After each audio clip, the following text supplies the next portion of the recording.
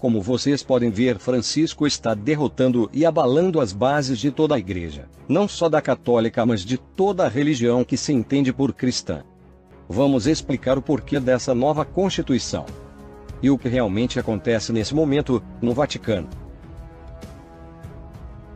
O arcebispo Vigano, um dos maiores contestadores das ideias de uma nova ordem, exposta pelo Papa Francisco, explica o porquê dessa pressa dele em fazer uma nova Constituição Apostólica. Ele diz: Francisco usurpou a Igreja. Ele a está destruindo. E todos somos culpados. Chega um momento na nossa vida que, por disposição da providência, somos confrontados com uma escolha decisiva para o futuro da Igreja e para nós a salvação eterna. Falo da escolha entre compreender o erro em que praticamente todos nos caímos, e quase sempre sem mais intenções. Juntamente com numerosos padres, pensávamos no ecumenismo como um processo. Um convite que chama os dissidentes da única Igreja de Cristo: católicos, evangélicos e protestantes. Essa seria a nossa proposta de nos unirmos a esse corpo de Cristo, e promover o nome de Jesus em todas as nações da terra. Mas não foi isso que ele fez.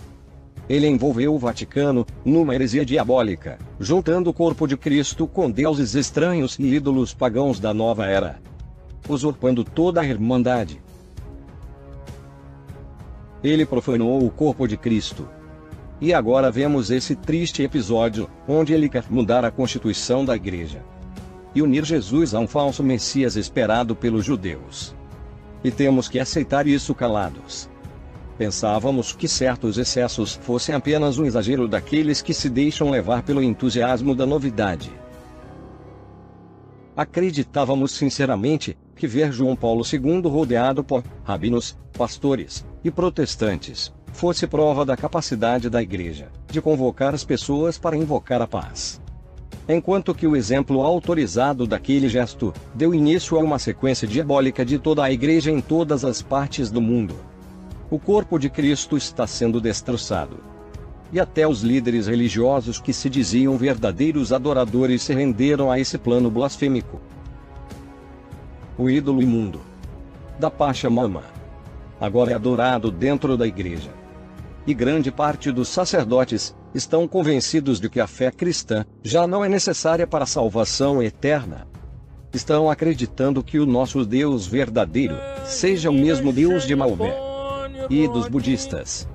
Hoje, ouvimos recitar as suras do Alcorão nos púlpitos das nossas igrejas pelo Papa e pelos sacerdotes.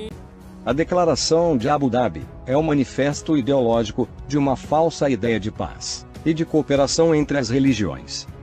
No documento feito por Francisco, não se pode citar o nome de Jesus como o Salvador da humanidade, pois isso é ofensa aos ideais muçulmanos, judeus e budistas. Uma grande religião universal que une numa única casa as três grandes religiões abraâmicas. Este é o triunfo do plano maçônico em preparação para o reino do Anticristo. O arcebispo continua o alerta, falando que a mudança dessa Constituição que Francisco está fazendo hoje no Vaticano é o sepultamento da Igreja e da fé cristã. O Papa Francisco é um dos homens mais odiados do mundo.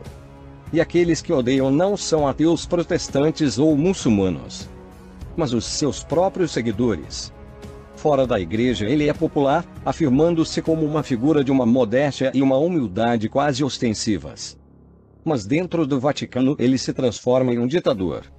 Falou um sacerdote inglês que não quer se identificar.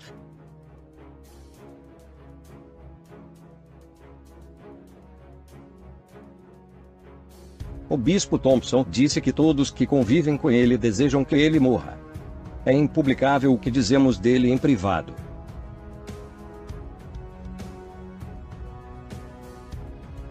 Sempre que dois padres se encontram, falam sobre o quão horrível Francisco é. Ele é como Calígula. Se tivesse um cavalo, fazia dele cardeal.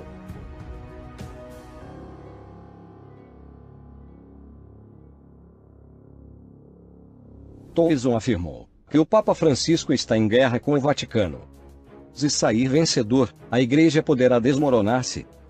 Segundo o arcebispo do Cazaquistão, as posições do Papa relativamente ao divórcio tiram que o fumo de Satã envolvesse a Igreja.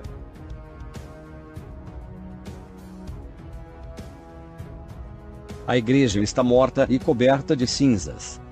O povo de Deus ficou cego, analfabeto e privados de sua fé. Francisco destruiu o corpo de Cristo.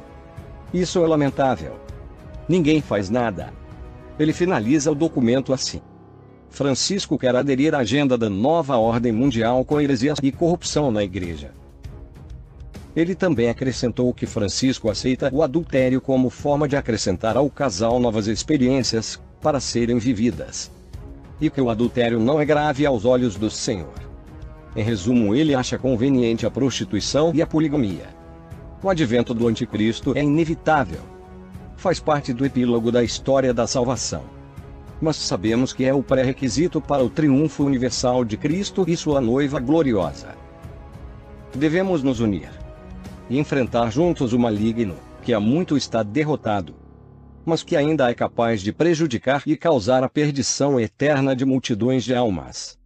Agora é a nossa vez.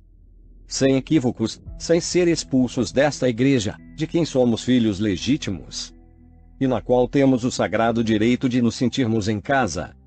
Sem que os inimigos de Cristo nos façam sentir marginalizados, cismáticos e excomungados. E eu afirmo que Francisco é aquele que abre o caminho para o anticristo. Sim. Este homem, que hoje se apresenta como o Papa Francisco, se encontra na Bíblia em Apocalipse 13. Jesus nos alertou sobre essa criatura que aí está. Ele é aquele que a Igreja temia em conhecer, e que enfim se apresentou ao mundo. Se ele é o falso profeta ou a besta, não sei qual dos títulos, ele ficará melhor. Ao nosso ver, ele é as duas coisas. E por que não o próprio anticristo? Finaliza o arcebispo. Estamos vivendo os últimos dias. Estejam preparados. Compartilhem esse vídeo para alertar mais pessoas.